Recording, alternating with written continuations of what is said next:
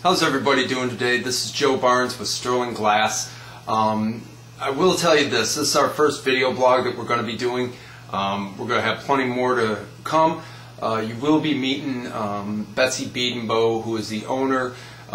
She's the Director of PR and Communications with Sterling Glass. You're also going to be meeting a few more people, some key members to our team. These guys are just phenomenal to work with. They're going to be touching on the subjects that they find interesting or attractive to them.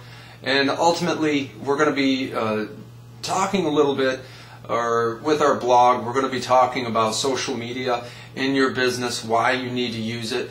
We're going to be talking about business management.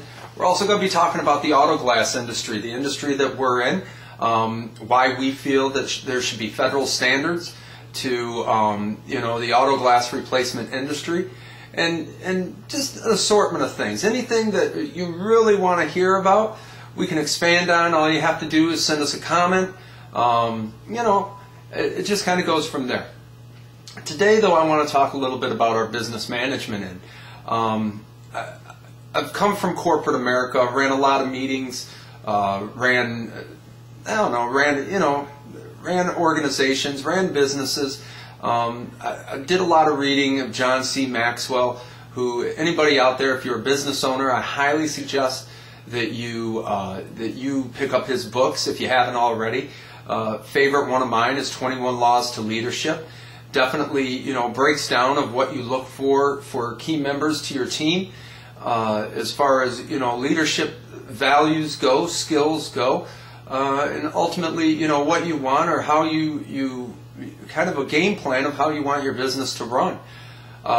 One of my favorite chapters, though, in 21 Laws to Leadership was Law of the Lid. Now, Law of the Lid talked a little bit about the McDonald brothers. For people who don't know, the McDonald brothers were Dick and Maurice McDonald. They were the original founders of the McDonald's that we know of today. Started out in the 1950s, a little city in California, and ultimately they had some great hamburgers, they had great fries, they were, relatively inexpensive. But the McDonald brothers, they wanted to expand. They always wanted to try it in a different state. And every time that they would expand into a different state, they would change things up.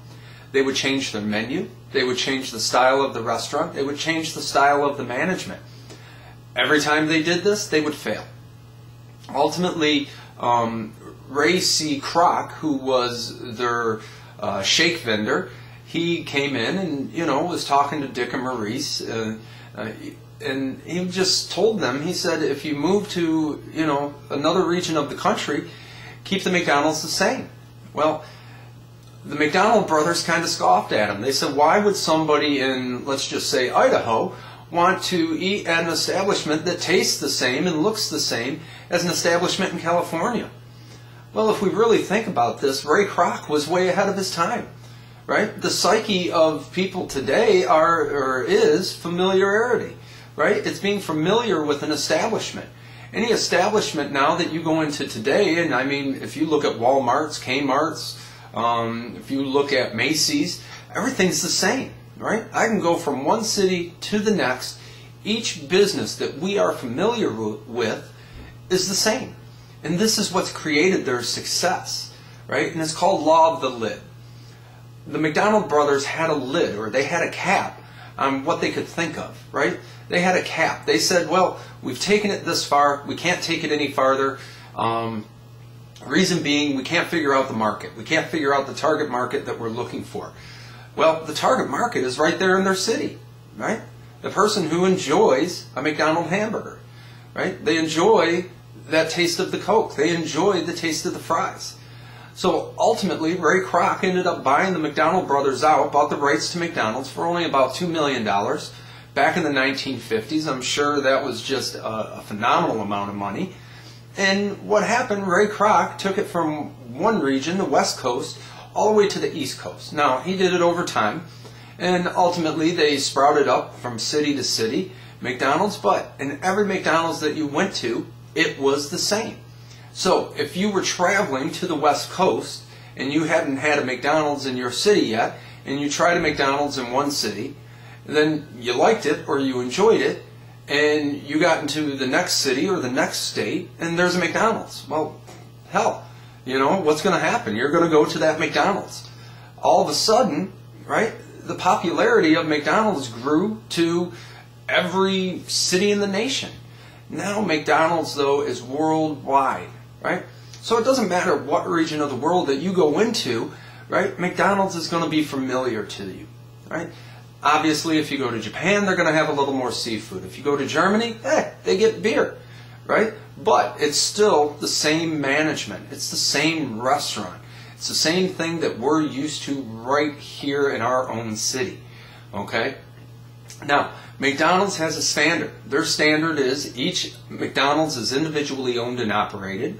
And ultimately, though, they have handbook upon handbook of how it should be managed, right? Their management style or skill, I believe they even have a management college for McDonald's. It's all the same, right? Their food is all the same. Their Coke is all the same. They're right down to their ketchup, right? They do not change vendors from one city to the next. But that is what created the success of McDonald's, okay?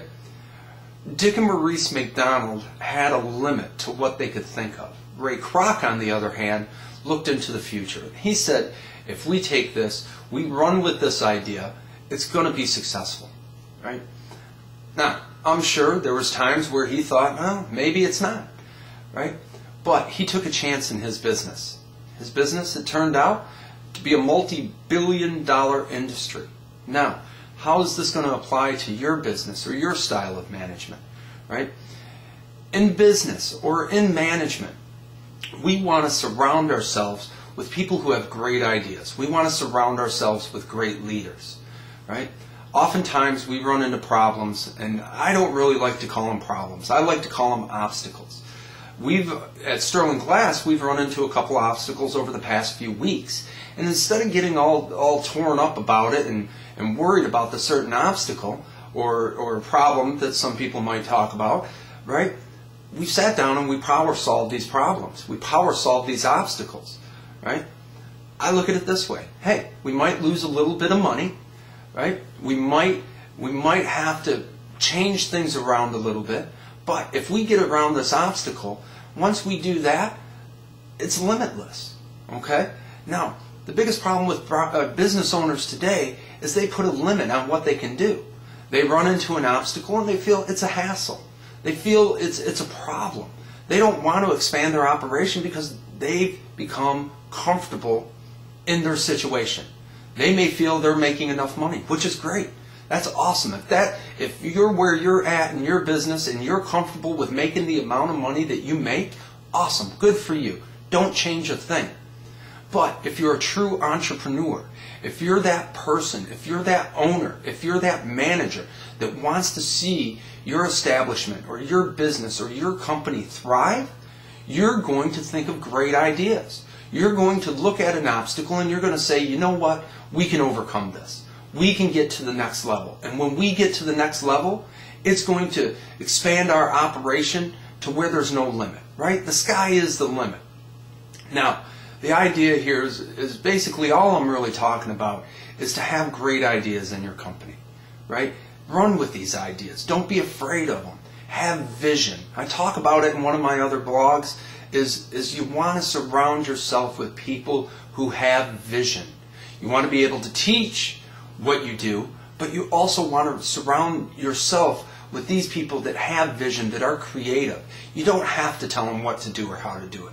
They can do it on their own, right? They can manage themselves. These are great leaders. It may take years to find these great leaders, but when you do, you're going to hold on to them. You're going to see your business thrive. You're going to see yourself get to the next level. And you're going to see that you have no cap to where you can go in your business. Okay? Now, ideally enough, we can really look at it and we can say, hey, the economy's bad right now. We're in a recession, whatever you want to call it. But you know what? You're only there because that's what you think. You're only there because you don't want to try something new. You're afraid to take a chance. Life's all about taking chances. Business is all about taking chances. Right? When it comes down to it, yeah, we built this business and we put our heart, we put